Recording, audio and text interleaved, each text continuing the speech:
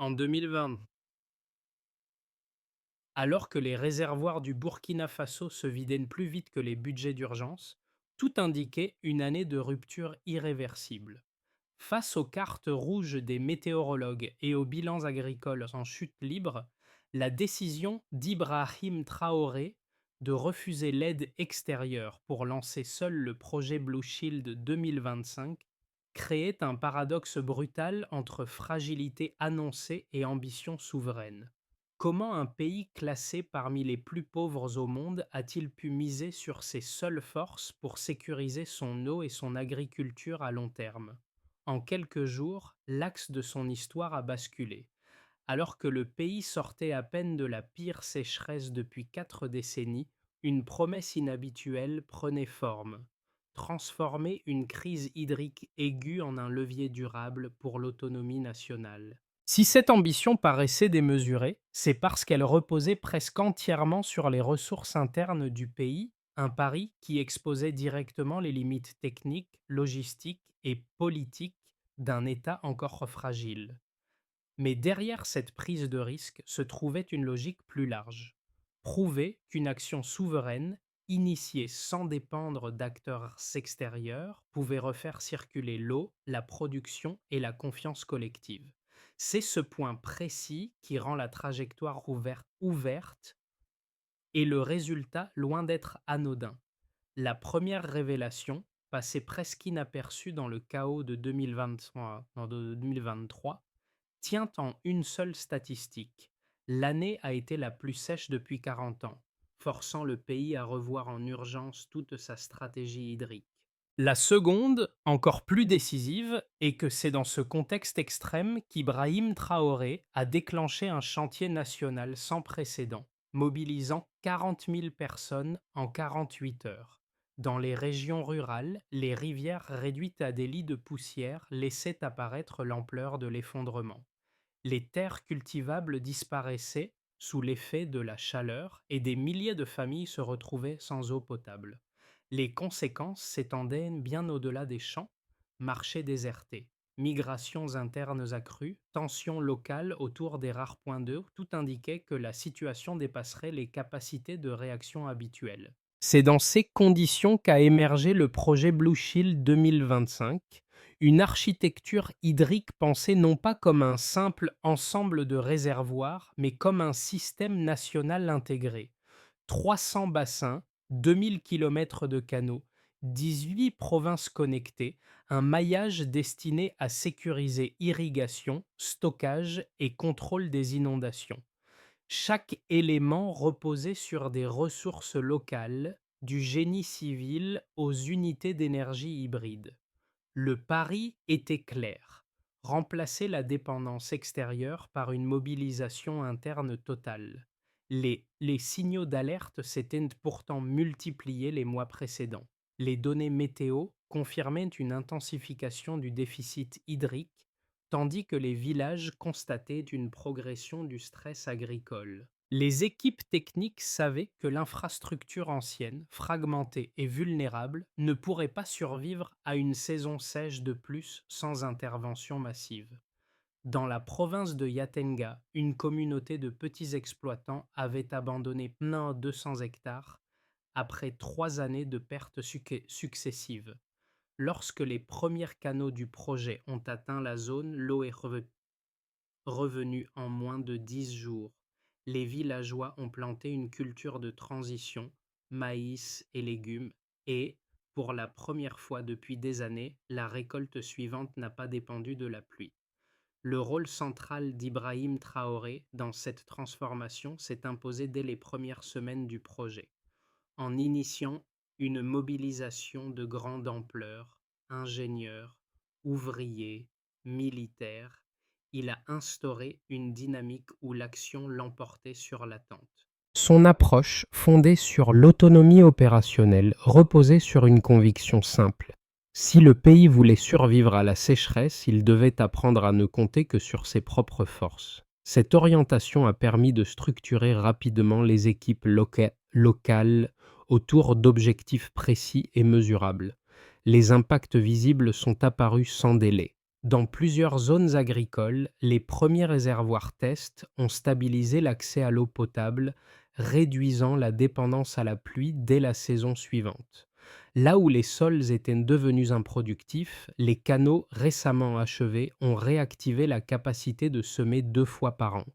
Ce changement n'était pas seulement hydrique, il redonnait aux communautés un sentiment de contrôle longtemps absent. À Kaya, une équipe locale a réussi à remettre en fonctionnement un réseau d'irrigation intermédiaire en moins de 72 heures, en combinant matériaux de récupération et énergie solaire. Ce succès a servi de modèle pour les zones voisines, montrant que l'innovation locale pouvait compenser des ressources limitées. Dans la région du centre-nord, un groupe d'agriculteurs a réorganisé ses cultures après l'arrivée des premiers flux d'eau. En diversifiant maïs, riz et légumes, ils ont sécurisé plusieurs sources de revenus, permettant de stabiliser les marchés hebdomadaires qui étaient auparavant désertés. Au cœur de ces évolutions, une question demeure. Ce changement peut-il tenir durablement? La sécheresse de 2023 agit comme déclencheur. Les rivières s'effondrent, les terres se fissurent et les réserves d'eau disparaissent plus vite que prévu. Les villages alertent sur l'épuisement des puits. Les services techniques constatent une baisse critique de l'humidité des sols. Les marchés régionaux se vident faute de récolte. Chaque indicateur converge vers un même signal. Le pays n'a plus le luxe d'attendre. Dans ce contexte, Ibrahim Traoré tranche. Il déclare l'état d'urgence hydrique et active le projet Blue Shield 2025, conçu pour réorienter tout l'appareil logistique du pays vers un seul objectif: sécuriser l'eau. La décision, brutale dans son rythme, surprend jusqu'aux observateurs habitués aux crises cycliques. Le plan exige une mobilisation immédiate: ingénieurs, ouvriers, militaires, répartis sur plusieurs provinces. L'ordre est clair: construire vite, connecter large, stabiliser durable. La rapidité de la réponse constitue déjà un événement en soi. En 48 heures, plus de 40 000 personnes se retrouvent sur le terrain. Les premiers chantiers émergent autour des zones les plus touchées. Les équipes cartographient les points critiques, identifient les anciens canaux, évaluent les risques d'effondrement. Le pays entre dans une phase où chaque jour compte. Le cœur du projet se déploie en quelques semaines. Les 300 réservoirs sont définis selon une logique de maillage destinée à couvrir l'ensemble des 18 provinces ciblées. Les canaux, 2000 km, deviennent l'ossature du système. Les unités se répartissent par segments: terrassement, pompage, énergie hybride, filtration solaire. Chaque équipe doit livrer une portion opérationnelle avant la saison des pluies. Le cap est franchi lorsque les premiers réservoirs retiennent effectivement plusieurs millions de mètres cubes d'eau. Ce moment marque une bascule. Le projet cesse d'être un pari et devient un système visible. Les communautés observent les flux hydriques réapparaître. Les terres laissées à l'abandon depuis plusieurs saisons reçoivent de nouveau de l'eau. Les premiers tests d'irrigation confirment que les sols réagissent rapidement au retour de l'humidité. Une tension nouvelle apparaît cependant. La vitesse de construction met à l'épreuve les ressources locales. Les équipes doivent improviser, réparer, ajuster. Les matériaux manquent parfois, obligeant à réutiliser des structures anciennes. La pression augmente sur les responsables de zone. Le risque d'échec partiel n'est jamais loin. C'est ici que la mobilisation intérieure joue un rôle déterminant. Chaque groupe, chaque équipe, chaque village contribue à maintenir le rythme. Le moment décisif survient en janvier 2025, lorsque plus de 91% du système devient opérationnel. Les cartes techniques basculent du rouge au bleu. Les flux hydriques stabilisés permettent de sécuriser 5 millions d'hectares de terres agricoles. Le pays atteint un niveau d'irrigation jamais observé. Les effets se propagent rapidement. La production agricole augmente de 42%. Les déplacements liés à la recherche d'eau chutent. Les migrations internes diminuent de 32%. Les communautés rurales retrouvent un accès stable à l'eau potable. Les maladies hydriques baissent de 25%. Ces chiffres ne sont pas seulement des indicateurs. Ils reconfigurent les habitudes, les circuits économiques et les dynamiques sociales. Dans les villages, les écoles enregistrent plus d'élèves présents régulièrement. Les femmes, libérées de plusieurs heures quotidiennes de collecte d'eau, rejoignent des activités agricoles ou commerciales. Les marchés s'animent. La stabilité hydrique modifie jusqu'au choix de cultures permettant des rotations plus diversifiées. Toutefois, la réussite accélérée du système provoque aussi des interrogations. La gestion équitable des ressources devient un sujet sensible. Les communautés souhaitent garantir un accès stable malgré les pressions locales. Les autorités savent que la durabilité dépendra de la maintenance régulière et d'une vigilance constante. Le plus notable, cependant, tient en un point. Le pays démontre qu'une mobilisation interne, structurée autour d'une vision souveraine, peut transformer une crise en levier durable. Avant l'intervention d'Ibrahim Traoré, la disponibilité hydrique du pays reposait presque entièrement sur des pluies irrégulières, avec un accès instable à l'eau potable dans de vastes zones rurales. Le basculement devient mesurable dès que le projet Blue Shield 2025 atteint 91% d'opérationnalité, un seuil rarement atteint dans des contextes hydriques aussi fragiles. Ce pourcentage marque une rupture nette. Il signale qu'un système autrefois morcelé, vulnérable et dépendant du climat fonctionne désormais comme un réseau national intégré. La différence tient moins à la quantité d'infrastructures qu'à leur continuité. Les 300 réservoirs et les 2000 km de canaux créent un circuit où la perte d'eau est drastiquement réduite. Cet enchaînement, structuré autour de ressources locales, transforme un pays classé vulnérable en acteur capable de stabiliser ses flux vitaux sans aide extérieure. La hausse de 42% de la production agricole constitue la première preuve tangible de l'efficacité du système. Cette augmentation s'explique par le retour d'une irrigation régulière, capable de soutenir 2 cycles de culture annuels. Le chiffre représente plus qu'un simple bond statistique. Il illustre la manière dont l'eau a réactivé des terres longtemps abandonnées.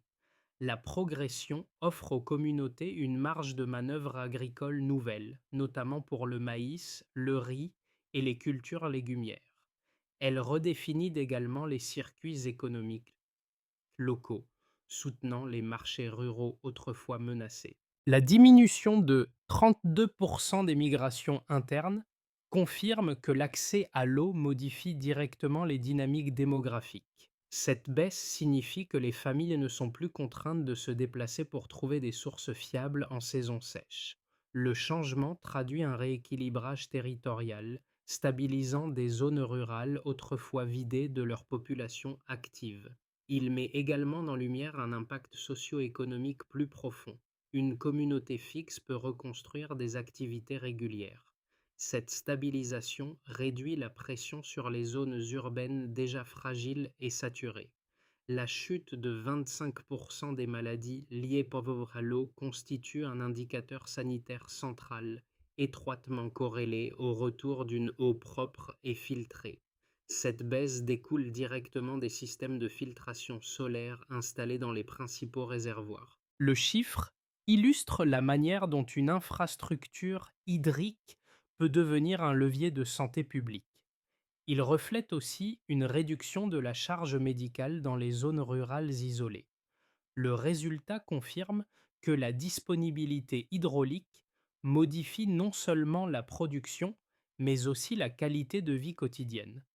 Les données révèlent un système qui agit simultanément sur l'agriculture, la stabilité sociale et la santé publique.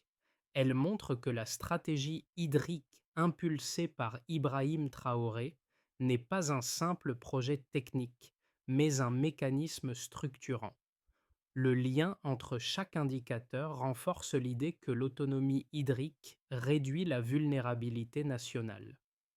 La cohérence des résultats dans plusieurs provinces consolide la crédibilité du modèle déployé. La trajectoire ouverte par ces chiffres laisse entrevoir un changement durable, étayé par des preuves vérifiables et convergentes. Pour les analystes les plus prudents, la question n'est pas de savoir si le système fonctionne aujourd'hui, mais s'il pourra tenir demain.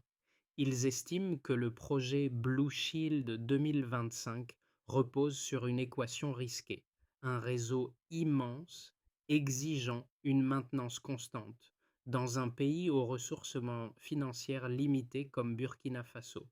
Les critiques soulignent également le risque de tension sociale si la distribution de l'eau devient inégale entre provinces. Cette inquiétude s'appuie sur l'idée que toute ressource régénérée peut aussi devenir un foyer de concurrence. Les partisans du projet avancent l'argument inverse. Les résultats déjà observés constituent une preuve matérielle de la solidité du modèle. Cette autonomie logistique signifie que les compétences nécessaires à la maintenance existent déjà sur le terrain.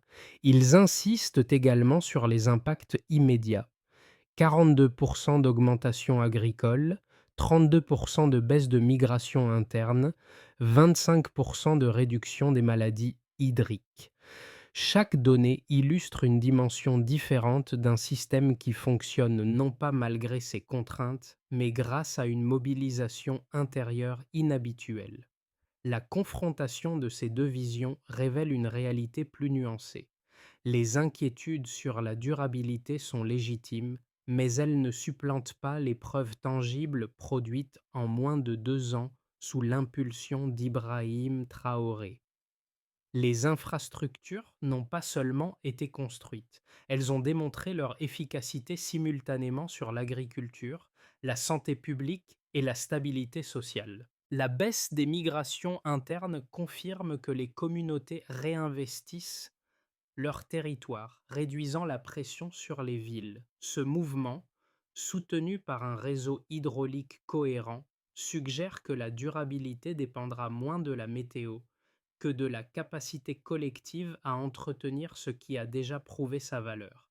Derrière la construction massive des réservoirs et des 2000 km de canaux, un choix discret mais décisif a redéfini le rythme du projet: l'intégration des unités d'énergie hybride pour alimenter les stations de pompage. Cette décision, portée dès les premières phases par Ibrahim Traoré, a réduit la dépendance aux réseaux électriques instables, souvent fragilisés en période de chaleur extrême. Grâce à ces unités, les systèmes d'irrigation ont fonctionné même lors des coupures prolongées, assurant une continuité hydrique que les infrastructures traditionnelles n'auraient pas pu garantir. Ce pivot technologique a modifié la manière dont les équipes planifiaient le déploiement du projet. Il a permis de connecter des zones éloignées, autrefois considérées comme trop coûteuses à sécuriser. Il a aussi renforcé la cohérence du maillage national, en assurant que chaque réservoir puisse distribuer l'eau sans interruption, même dans les provinces les plus isolées. Le résultat dépasse la seule dimension technique. Il a instauré une forme de résilience permanente, où l'eau ne dépend plus uniquement des cycles naturels. Ce changement, silencieux mais structurant, a consolidé la crédibilité du modèle et ouvert une nouvelle phase, celle où la question n'était plus si le projet pouvait réussir, mais comment le pays allait gérer son expansion future. Le premier impact majeur apparaît dans les champs. Les 5 millions d'hectares désormais irrigués toute l'année permettent de stabiliser la production même en saison sèche. Les agriculteurs, autrefois dépendants des pluies irrégulières, cultivent désormais maïs, riz et légumes avec une prévisibilité inédite. Le rendement augmente de 42%, modifiant les marges et sécurisant les récoltes de transition. Ce changement redonne aux exploitations rurales une autonomie longtemps fragilisée par les cycles climatiques extrêmes. Les marchés ruraux, qui se vidaient lors des périodes de pénurie, reprennent vie. Les flux d'eau réguliers permettent aux producteurs d'approvisionner les villages sans interruption. Les prix des denrées, auparavant instables, deviennent plus accessibles pour les ménages. Les petites entreprises agricoles se réorganisent autour de l'irrigation continue, renforçant les circuits courts. Cette dynamique crée un socle économique local plus robuste, directement alimenté par la sûreté hydrique mise en place sous l'impulsion d'Ibrahim Traoré. Le changement le plus perceptible pour les communautés concerne l'accès à l'eau potable. Dans de nombreuses zones, les familles n'ont plus à parcourir plusieurs kilomètres chaque jour pour trouver une source fiable. La disponibilité permanente réduit la charge qui pesait sur les femmes, responsables traditionnelles de la collecte d'eau. Les migrations internes diminuent de 32%, indiquant que les populations choisissent de rester sur leurs terres. Cette stabilisation transforme la vie quotidienne, offrant du temps, de la sécurité et des perspectives éducatives nouvelles pour les enfants. Les effets dépassent les frontières locales. La baisse de 25% des maladies hydriques témoigne d'un bénéfice régional, car les systèmes de filtration solaire du réseau protègent les villages d'infections récurrentes. Les provinces connectées bénéficient d'une diminution de la pression sanitaire, ce qui allège les structures médicales. Les pays voisins observent le modèle du Burkina Faso comme une piste pour renforcer leur propre sécurité hydrique. Cette diffusion d'influence positionne le pays comme un acteur émergent dans la gestion souveraine de l'eau au Sahel. Pour illustrer cela, ce résultat, nourri par des preuves convergentes, confirme que le pays, guidé par la vision d'Ibrahim Traoré, redéfinit ses fondations hydriques et sociales de manière durable. Si le Burkina Faso maintient le niveau actuel d'entretien, les prochains mois verront une stabilisation progressive du réseau. Les réservoirs conserveront leur capacité opérationnelle, permettant de soutenir le rythme des 2 cycles agricoles annuels. Les communautés rurales, désormais moins mobiles, renforceront leurs activités économiques et leurs marchés locaux. Les équipes techniques locales continueront à adapter les infrastructures aux variations climatiques en s'appuyant sur les expériences accumulées depuis 2023.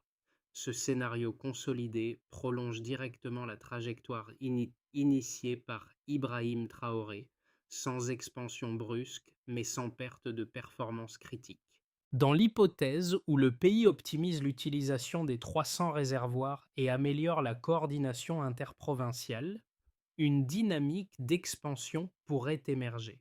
L'agriculture irrigue déjà 5 millions d'hectares. Une extension maîtrisée ouvrirait la possibilité de dégager des excédents exportables vers d'autres pays du Sahel. Les marchés ruraux gagnant en stabilité, l'économie pourrait se diversifier autour de nouvelles filières agricoles.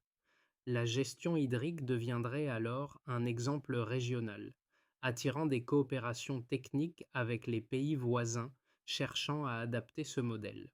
Ce scénario transforme la souveraineté hydrique en moteur diplomatique, renforçant le rôle du pays dans la sécurité alimentaire du Sahel. Une dégradation soudaine des conditions climatiques pourrait mettre en tension le système, même s'il fonctionne aujourd'hui. Pour illustrer cela, les zones isolées seraient les premières touchées, fragilisant les gains agricoles récents. La migration interne, qui avait baissé de 32%, pourrait repartir à la hausse, signe d'un retour de l'incertitude hydrique. Ce scénario rappelle que la durabilité du modèle dépend autant de l'environnement physique que de la capacité institutionnelle à réagir rapidement. Si le pays maintient la maintenance régulière, alors la stabilité hydrique se consolidera. Si la pression climatique dépasse les seuils actuels, alors le réseau devra être renforcé. Si les communautés restent impliquées, alors les gains sociaux persisteront. Cette logique conditionnelle, déjà visible dans les résultats obtenus, indique que les prochains mois seront décisifs pour transformer une réussite récente en structure durable. Dans les villages, le premier changement perceptible n'est pas technique, mais humain. Les familles qui parcouraient autrefois plusieurs kilomètres pour trouver de l'eau bénéficient désormais d'un accès stable, directement lié aux infrastructures mises en place sous l'impulsion d'Ibrahim Traoré. Les femmes, autrefois contraintes de consacrer des heures quotidiennes à la collecte d'eau, peuvent réinvestir ce temps dans l'agriculture, l'artisanat ou l'éducation des enfants. Les foyers retrouvent une régularité qui semblait impossible quelques années plus tôt. Cette transformation intime redéfinit la place de l'eau dans le quotidien. D'une quête épuisante, elle devient une ressource prévisible. Pour une génération souvent poussée à migrer à cause de la rareté des ressources, la stabilité hydrique change la perception des opportunités locales. Les jeunes voient dans l'irrigation continue et la diversification agricole une possibilité de rester, de bâtir et de contribuer. Les écoles enregistrent plus d'élèves présents, signe que l'eau libère du temps, de l'énergie et de l'espoir. Les projets communautaires gagnent en cohérence car les villages ne sont plus fragmentés par les déplacements saisonniers. Ce mouvement révèle une nouvelle dynamique, la possibilité de construire un avenir sur place. Les résultats observés dans le Burkina Faso résonnent dans toute la région du Sahel. Les communautés des pays voisins voient qu'un modèle souverain fondé sur les ressources internes peut fonctionner même dans un contexte climatique extrême. Elles observent un pays qui, en reprenant le contrôle de son eau, reprend aussi le contrôle de son récit. Les succès du projet deviennent un miroir de possibilités pour d'autres territoires confrontés aux mêmes défis. Cette résonance régionale prolonge l'impact social bien au-delà des frontières, renforcer la participation communautaire et encourager les initiatives locales autour de l'eau aiderait à maintenir la stabilité acquise. Soutenir l'éducation hydrique dans les écoles permettrait de transmettre durablement une culture de gestion collective. La priorité consiste à maintenir les 300 réservoirs et les 2000 km de canaux dans un état optimal. Les équipes locales doivent intervenir régulièrement pour réparer les fissures, renforcer les sols et assurer la continuité hydraulique. Les communes mettent en place des groupes de maintenance dédiés, capables d'intervenir sous 48 heures en cas d'alerte. Les performances seront mesurées à Saha grâce à un suivi mensuel des flux d'eau et des capacités de stockage. Cet effort prolonge directement la dynamique lancée par Ibrahim Traoré. La répartition de l'eau doit être surveillée pour éviter des tensions entre provinces. Les autorités locales coordonnent les volumes distribués en s'appuyant sur des relevés hebdomadaires réalisés par les comités communautaires. Cette transparence limite les risques de concurrence hydrique. Les villages participants documentent les usages pour ajuster les flux lorsque la demande augmente. L'objectif est simple: aucune communauté ne doit être laissée en marge du système. L'adaptation aux extrêmes devient essentielle. Les stations de pompage hybride sont optimisées pour résister aux des coupures prolongées. Les systèmes d'irrigation à faible consommation sont déployés dans les zones vulnérables. Les données climatiques collectées chaque saison permettent d'anticiper les périodes de stress hydrique. Ce volet assure que le modèle reste opérationnel même lorsque les conditions dépassent les prévisions initiales. Les formations techniques sont multipliées pour élargir le nombre de spécialistes capables de gérer le réseau.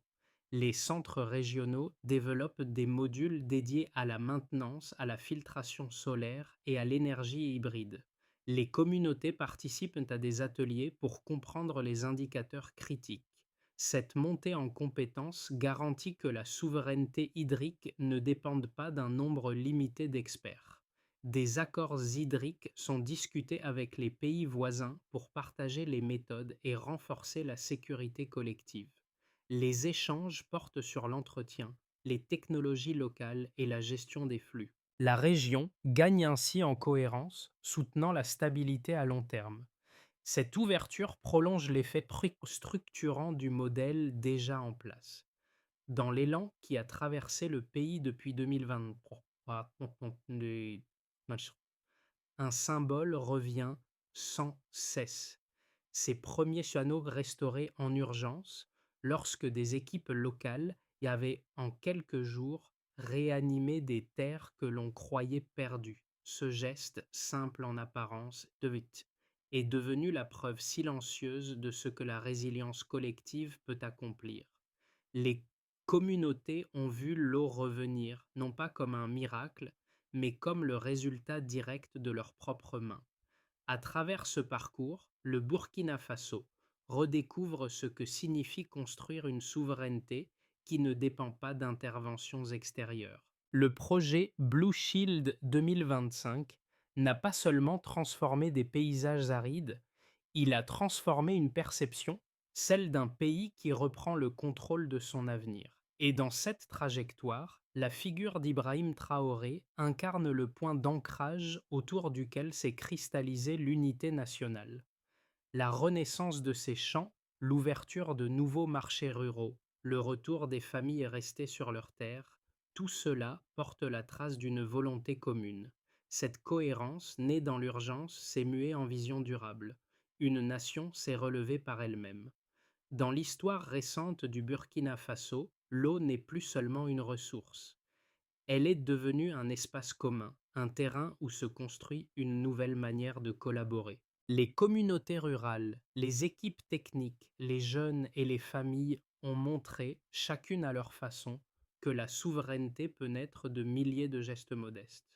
Ce récit ouvre une perspective plus large. Comment amplifier ce mouvement? Comment partager ces leçons avec d'autres territoires confrontés à la même vulnérabilité hydrique? Les réponses ne viendront pas d'une seule voix, mais d'un dialogue ouvert où chaque expérience compte. Les histoires locales, les projets communautaires, les innovations simples peuvent nourrir une vision collective. Si vous souhaitez poursuivre cette réflexion, découvrir d'autres trajectoires de résilience ou contribuer à la conversation, il vous suffit simplement d'ajouter votre voix à celles qui cherchent déjà des solutions durables. C'est souvent dans les échanges les plus ordinaires que naissent les idées capables de transformer un pays.